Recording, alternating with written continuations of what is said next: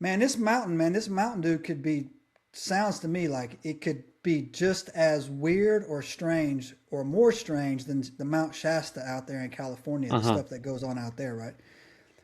So the indigenous people out there, I think you called them the what do you call it? The Odoms, the Pimas, Yeah, I had Pimas and Apaches down Pimas as, and Apaches, right? yeah. So what they did is they said that to stay off the mountain completely because of strange sounds, people disappearing, and mysterious death, Uh-huh. and also ongoing fear of the mountain. Right? Local farmers later adopted the superstition. They put it on around, it said in the 1800s, right? And one of the things that they were saying up there is that the Pima actually speak of a again, this is I didn't know about that gold, man, but like that adds another thing that I'm about to get into later into it, like this gold deposits up there. The Pima says the mountain is possessed, basically, for lack of a primitive word, man, of a malevolent presence, right? Uh-huh. Just an evil, an old hate of stuff, right? And linked the legend cycle includes a hawk, sometimes described as a devil, right? An Hauk, like a hawk. They Uh-huh. say like not a hawk with wings, but like Hauk, right? Like I said, I'm probably pronouncing that wrong. But they say that a devil's in that mountain, in the mountain, right? And that's Uh-huh. important because this is where I'm gonna play this out as we go along right here. They say that the devil, there's a devil that lives in the mountain, and it's responsible for all this weird stuff that goes on there, right? Uh-huh. And they also refer to it as a threatening predatory force. And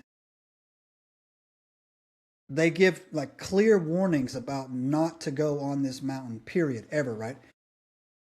And right there made me link, before we move on, man, that made me link into like several other mountains, Mount Shasta, the Appalachian Mountains. You go over to, I think it was Mount where the Watchers came down, Mount Hernon, or I always Uh-huh. mess that mountain up, right? But if you go also to the Himalayas, man, there's a mountain up there where supposedly you can't climb. It's never Uh-huh. been climbed. You got to get special permission. Where they say Shiva actually lives inside that. Uh-huh.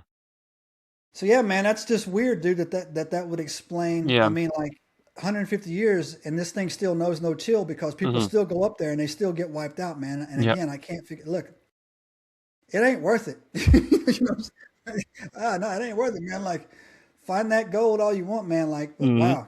And So, and anyways, I was I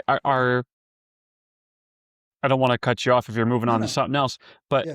it's funny that you mentioned that the Pimas believe in this evil presence living in Superstition Mountain because the Apaches, I don't know if you saw the Apaches, something very similar. They believe living again within Superstition Mountain is what they dub the Thunder God, and it's the same idea. According to lore, during the hot summer months, the Thunder God makes his presence known by creating these loud thunder and crashing, and they also they believe that he places a curse of death on anyone who tries to enter the realm.